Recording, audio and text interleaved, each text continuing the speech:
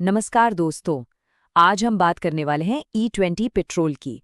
ये वो नया पेट्रोल है जिसमें 20% इथेनॉल मिला हुआ है और अब ये लगभग पूरे भारत में मिल रहा है। सरकार इसे एक बहुत बड़ी प्रगति बता रही है, देश के लिए गेम चेंजर। लेकिन दूसरी तरफ आम गाड़ी चलाने वालों की जेब पर इसका क्या असर पड़ रहा है, वो एक अलग ही कहानी है। तो सवाल ये है कि ये सच में एक प्रगति है या एक बड़ी समस्या? चलिए इस पूरे मुद्दे को जरा गहराई से समझते हैं। और यहीं से देखिए असली बहस शुरू होती है। एक तरफ सरकार के बड़े बड़े दावे हैं, देश का पैसा बच रहा है, किसानों को फायदा हो रहा है, पर्यावरण साफ हो रहा है। लेकिन दूसरी तरफ आम आदमी है जो कह रहा है कि मेरी गाड़ी का माइलेज गिर गया है, मेरा खर्चा बढ़ गया है। तो क्या ये प्रगति है या कुछ और? आइए दोनों पक्षों को ठीक से देखते हैं। तो सबसे पहले ये समझना जरूरी है कि ये E20 पेट्रोल आखिर है क्या चीज और ये इतनी तेजी से, मतलब रातों रात पूरे देश में लागू कैसे हो गया। सीधी सी बात है, E20 का मतलब है 20% इथेनॉल और 80% पेट्रोल का मिक्सचर। अप्रैल 2023 से इसे लाना शुरू किया गया था और अब तो ये लगभग हर पेट्रोल पंप पर स्टैंडर्ड बन चुका है। इसका एक और मतलब ये भी है कि जो पुराने E5 या E10 पेट्रोल थे वो अब मार्केट में हैं ही नहीं। आपके पास अब कोई दूसरा ऑप्शन नहीं बचा है। अब जरा इस टाइमलाइन पर नजर डालिए, असली कहानी इसकी रफ्तार में छिपी है। देखिए 2014 में सिर्फ 1.5% इथेनॉल मिलाया जा रहा था। फिर 2018 में सरकार ने टारगेट सेट किया कि 2030 तक 20% तक पहुंचेंगे। लेकिन फिर 2020 में अचानक से फैसला लिया गया कि नहीं, ये टारगेट 5 साल पहले यानी 2025 तक ही पूरा करना है। आप सोचिए, सिर्फ एक दशक के अंदर अंदर लगभग 13 गुना की छलांग। ये बहुत बहुत तेज है। तो सवाल उठता है कि भाई सरकार को इतनी जल्दी क्या थी? सरकार के मुताबिक इसके पीछे देश के लिए बहुत बड़े फायदे छिपे हैं। चलिए एक एक करके देखते हैं कि वो फायदे आखिर हैं क्या। सबसे पहला और शायद सबसे बड़ा फायदा पैसे का है, विदेशी मुद्रा की बचत। E20 पेट्रोल की वजह से हमें बाहर के देशों से कम कच्चा तेल खरीदना पड़ा, जिससे देश के सीधे सीधे 1.36 लाख करोड़ रुपए बच गए। ये कोई छोटी मोटी रकम नहीं है, ये एक बहुत बड़ी बचत है। अगला बड़ा फायदा पहुंचा है सीधे हमारे किसानों को। इथेनॉल बनता है गन्ने जैसी फसलों से, जिसे किसानों से खरीदा गया और इसके बदले में किसानों को 1.18 लाख करोड़ रुपए का पेमेंट किया गया। तो इससे उनकी आमदनी बढ़ाने में सीधी मदद मिली। और तीसरा फायदा है पर्यावरण का। इथेनॉल वाला पेट्रोल इस्तेमाल करने से कार्बन डाइऑक्साइड का उत्सर्जन यानी एमिशन 698 लाख टन तक कम हुआ है। तो आप देखिए, सरकार के हिसाब से तो ये अर्थव्यवस्था, किसान और पर्यावरण तीनों के लिए एक विन विन सिचुएशन है।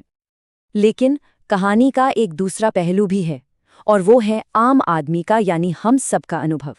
जब लोग अपनी गाड़ियों में ये नया पेट्रोल डलवा रहे हैं तो उनकी सबसे बड़ी शिकायत क्या है? एक शब्द में, कम माइलेज। सोशल मीडिया पर, दोस्तों से बातचीत में, हर जगह एक ही बात सुनने को मिल रही है कि जहां पहले गाड़ी 1 लीटर पेट्रोल में आराम से 15 किलोमीटर चल जाती थी, अब वही गाड़ी E20 पेट्रोल से सिर्फ 9 किलोमीटर के आसपास ही चल पा रही है।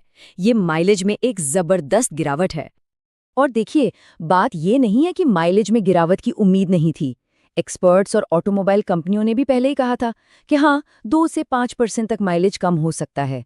लेकिन जो असलियत में लोग देख रहे हैं वो 6% से कहीं ज्यादा की गिरावट है, उम्मीद से कहीं ज्यादा। लोगों की नाराजगी सिर्फ कम माइलेज को लेकर नहीं है। सबसे बड़ी बात यह है कि देश के 90,000 पेट्रोल पंपों पर अब सिर्फ E20 ही है, मतलब आपके पास कोई चॉइस ही नहीं है। कुछ लोगों ने इस फैसले को सुप्रीम कोर्ट में भी चुनौती दी, लेकिन वो याचिका भी खारिज हो गई। ऑटोमोबाइल इंडस्ट्री कह रही है कि ये सेफ है, वारंटी पर असर नहीं पड़ेगा, लेकिन आम आदमी तो अपनी जेब पर पड़ने वाले असर को लेकर परेशान है।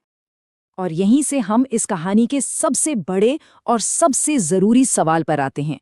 सरकार ने जो बड़े बड़े फायदे गिनाए वो अपनी जगह हैं, लेकिन इस पूरे बदलाव की असली कीमत आखिर चुका कौन रहा है? ये सवाल सीधा आम आदमी के दिल से निकलता है।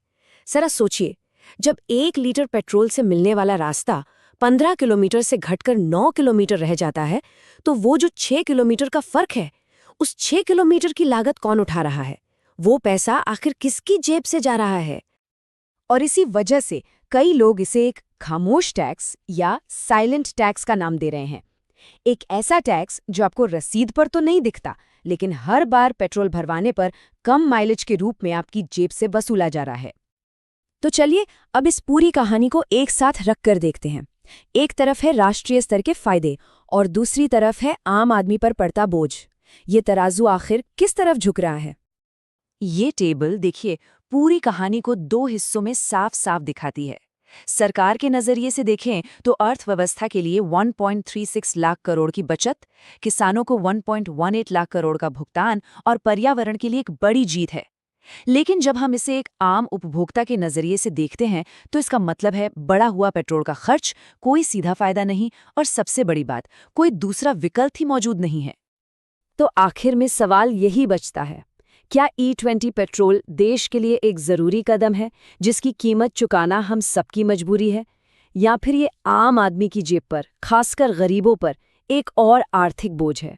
राष्ट्रीय प्रगति और व्यक्तिगत लागत के बीच का ये संतुलन, यही इस पूरी नीति का सबसे बड़ा सवाल बना हुआ है।